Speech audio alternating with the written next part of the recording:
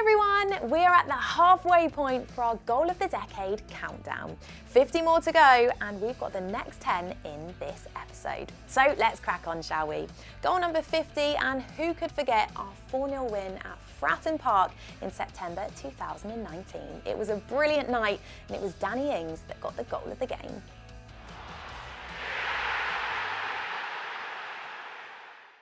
Prowse gives it him back, just behind him, just stopped him, but he's found Obafemi with a good through ball. He looks to get Ings in. McGilvery can't get there before Ings, who throws it past him beautifully. Haven't been so long since we last played them. It was a tie. One, it was away, which again makes it a game that everyone wants to be involved with or go and see. And two, it was a night game as well, which just really seems to add the atmosphere of the occasion. When we drew them in the cup, I remember FaceTiming Prowse straight away, because I was like buzzing, absolutely buzzing. And then in my head I was thinking, he's got to play me, he's got to play me, he's got to play me. And yeah, it was a great occasion. And it was good to get a couple of goals in such a good win. I see Michael running with the ball, and I kind of pointed to say, please just put it there. And he did, and it was a great pass. And then I saw the keeper coming out and I thought, I'm going to have to lift this. So yeah, a little dink over him, peel off, knee slide in the corner, and it felt great. I think you saw in the celebration how much it meant to me. The first knee slide, it was kind of towards our end, but the second one, I just thought, no, I'm going to do it because it means a lot to me, and it was good that I could, score that for the team.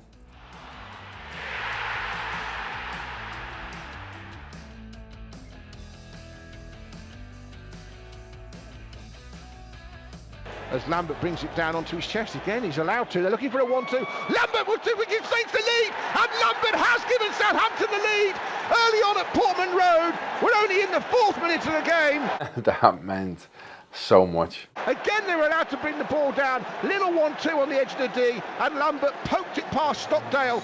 I think you can see in the emotion in me when I scored. I think it was the 3rd or 4th game into the season. I hadn't scored yet. So I was desperate to score, I was desperate to prove everyone wrong. I think that goal at Ipswich gave Ricky Lambert belief that he belonged in the Championship. And of course he went on to belong in the Championship very much. When you look at that goal, the class of Lambert controlling the ball, bringing it down, but then David Connolly's quality, the deft touch for the 1-2, Ricky stretching, and at the end of the day, it was one of many goals he scored, of course, but one I know he loves particularly, and also just the move shows that Ricky had more to his game than just being the big man up front.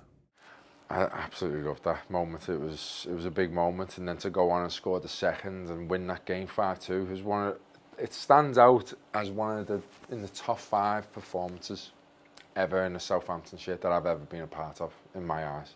That's how high I put that game.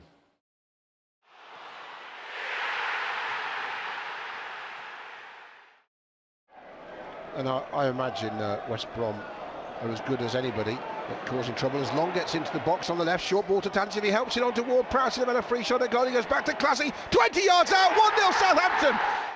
Oh, it's a wonderful strike. Yeah, I guess from him as a player's perspective, when you go to a club, he was probably a bit frustrated that he didn't go on to have the impact that you would hope to have as a player. So yeah, it's a little bit disappointing, I guess, when you look back on that. But yeah, this was a wonderful strike, and again, just capable of hitting that from the edge of the box like that.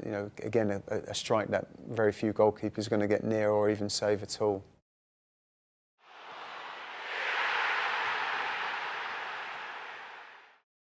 Picks it up on the edge of the penalty area, right-hand side. Short pass toward Prowse, his shot is blocked. Down to Ramirez with a superb volley. Well, that's come completely out of the blue. Gaston Ramirez was hailed as a marquee signing for Saints, but in a way he was a bit like the signing of Gooley, say, who nobody really knew a lot about him when he came, but they sort of gambled on him really at the time, the club, and it was a big fee for Saints to pay. So of course there was a lot of expectation on him, and I think that was the problem, is that he never really delivered. Almost like such an effortless shot, almost out of nothing. James Ward-Prowse, the header into him. You'd almost expect a player to maybe take a touch in that scenario, but to volley it like he did, the technique as the ball's coming across him, and certainly the goalkeeper had no chance of saving that. So yeah, very good strike.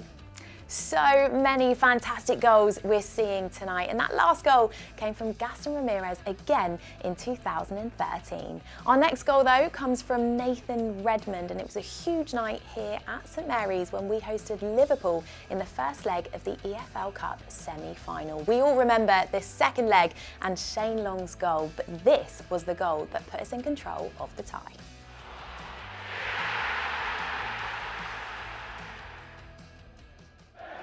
And it all came from Bertrand giving them a boost with that run, and then Liverpool missed a pass. Redmond again! This time he scores! Put through by Rodriguez, turns it past Karius and Saints against the run of play. Lead in the League Cup semi-final against Liverpool.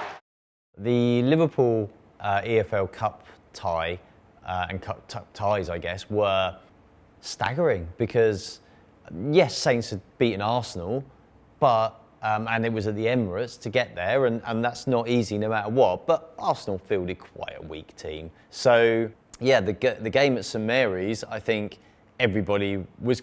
There was a great atmosphere because people were hopeful, and it was obviously going to be an important match because it was the first leg was at home, and then they had to go to Anfield.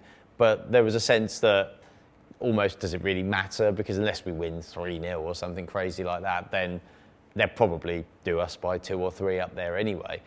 I just remember specifically during the week, the manager at the time, Claude, asking me to run in between the fullback and centre half every time sort of J-Rod had the ball or Dusan had the ball coming in off that other flank. So I think I tried it a couple of times just before leading up to that. So, you know, when it actually came off and I was onside, I was thinking, just remain cool and just put it in the net. So, you know, I managed to take a touch and sort of put it in the far side. And when it went, I think it was my first goal for a while.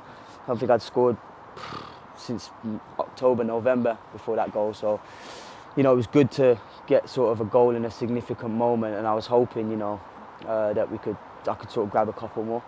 Suddenly Saints have got something, and you think, well, maybe. It's unlikely still, but maybe there's a possibility. And I think that moment then actually was the first seed that people began to think, Wembley could happen here. It could happen. It's not likely, but it could happen. And that's something really special. And then obviously we all know what happened up at Anfield.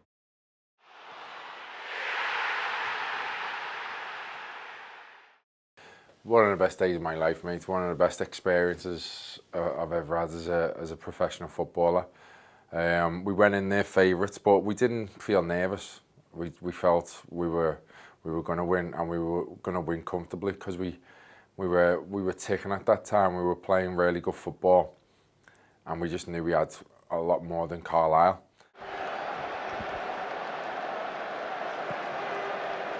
One from Davis. Touch from Lambert. Lallana's in there. Antonio. 4-0 Southampton. This is turning into a memorable day for them. Antonio was a good player. He was a bit raw when we had him, but he was definitely capable of moments like that. And I thought it was a great technique to control and then hit on the drop bounce with his left foot. He's always had power, and like, yeah, it was to see that hit the back of the net. Then you knew it was game over, and you'd won the JPT. It was, like I said, it was a special day, and that capped it off.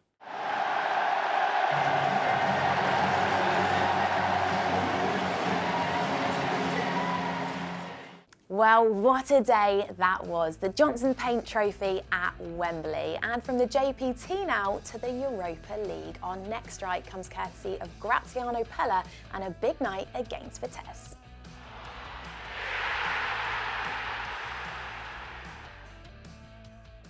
Tadic infield to Mane, 25 yards out. Lovely ball for Pelle. Onside, 1-0. That's what they needed. Out of nowhere almost. 2 good passes and 1 great finish. Saints 1, Vitesse Arnhem 0 in the Europa League. I think, you know, when you start the season so early, always expectation. There's a bit of a worry because you're in Europe and will everybody be in good form or good fitness? So to start the European campaign with that thunderous finish from Graziano Pelle was just a great moment for everybody because everyone was a little unsure. The expectation and excitement of being in Europe was everything and everyone was so desperate to do well. So for Pelle to time that run brilliantly like he did, stay on side and then just unleash a bullet that no keeper would have stopped was just a great way to start the campaign and the season.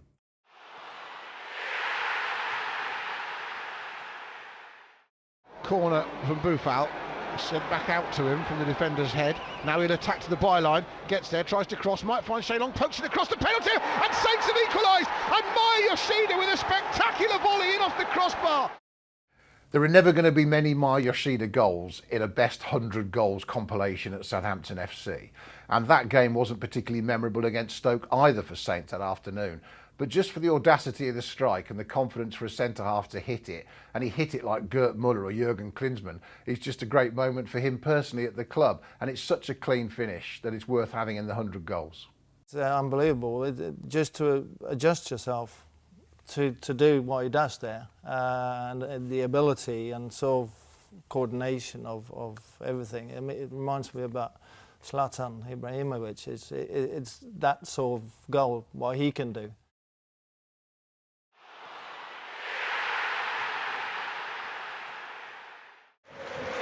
So, Leeds with the first real shot of any note on goal in this match, despite Saints' early pressure. Now Hammond picks it up centre field, driving towards the penalty area, might get a shot off, low one, left-footed, and the captain starts the season in tremendous style back in the Championship for Southampton. We carried our momentum over from the League One performances, and we played obviously Leeds, first game at home at St Mary's in the Championship. Dean Hammond scores one, and I think we won 3-1 maybe, something like that. Great player. I love Dean. Loved him. Great captain, great character to have in the dressing room. Said the right things, showed by example. He was brilliant for what we needed to play in that way. And like I said, he popped up with a decent, important goal now and again. That game set the tone for the season, and Dean Hammond set the tone for the team. And that goal is typical Dean Hammond, driving forward away from players, running into space, looking up, hits it early. And of course that then ignites St Mary's, gets everyone going, and the captain's leading from the front. It's a really important goal for the season.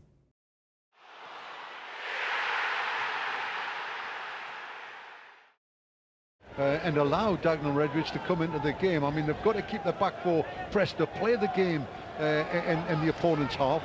Here's Chamberlain, and Chamberlain's gone for goal! Terrific! Well, what an inventive goal by Alex Chamberlain! Not for 1 second did we allow him to say that he meant it, but I think we all know that from watching him go on and play now that he definitely has that in the locker. You know, he definitely had that sort of finesse in the final third, shall we say, that goes so rarely with players of his attributes, if you would. The goal against Dagenham and Redbridge, where he just looks up. There's nobody else in the box, so it's there was talk afterwards. Was it a shot? Was it a cross? But it was a shot, and he said it was a shot as well. And just to have the audacity to try that at such a young age just kind of showed the mentality he had and how far advanced he was, even for a really young player. A vital piece of the promotion team really to the champ. We had Al going down the right, and we had obviously Adam Lallana on the left, like twisting people up left, right and centre. So yeah, he did really well, and I'm obviously so happy for him that he's gone on and I'm playing now at the very, very top, so deserves every accolade and award he gets. Well, that's it for part 6. Click here to move on to part 7, where we'll be counting down the next 10 goals. And that includes a special strike from Buffal and a stunner from Victor Wanyama.